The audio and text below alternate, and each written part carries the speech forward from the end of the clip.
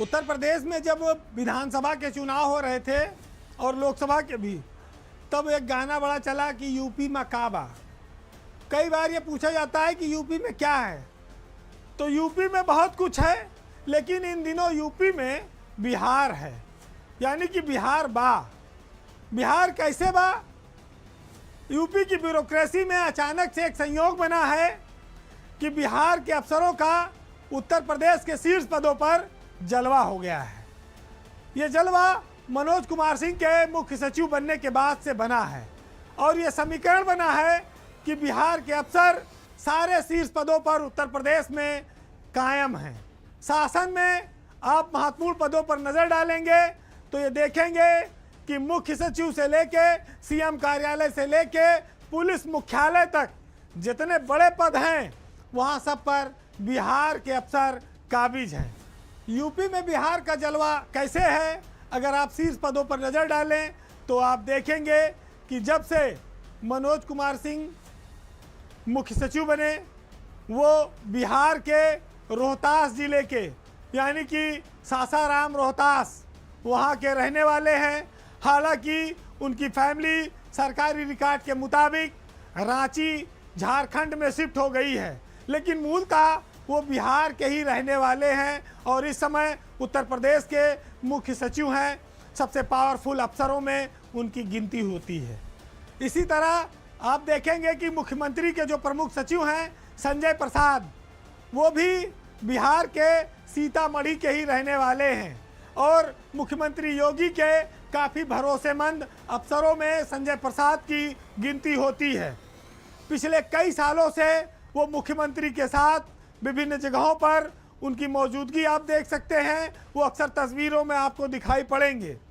मुख्यमंत्री की नज़र में वो एक कॉम्पिटेंट अफसर हैं और लगातार वो यूपी सरकार में महत्वपूर्ण पदों पर बने हुए हैं।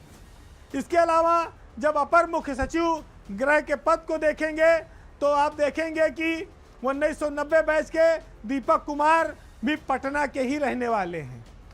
अपर मुख्य सचिव गृह का जो पद है वो काफ़ी ताकतवर पद माना जाता है और एक तरह से आप कह सकते हैं कि मुख्य सचिव के बाद शासन में वो दूसरे नंबर का बड़ा पद है जिस पर दीपक कुमार इस समय बैठे हुए हैं।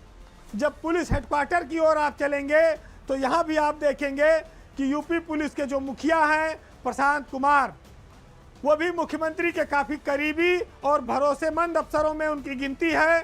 प्रशांत कुमार 1990 बैच के आईपीएस अफसर हैं, वह सीवान जिले के रहने वाले हैं।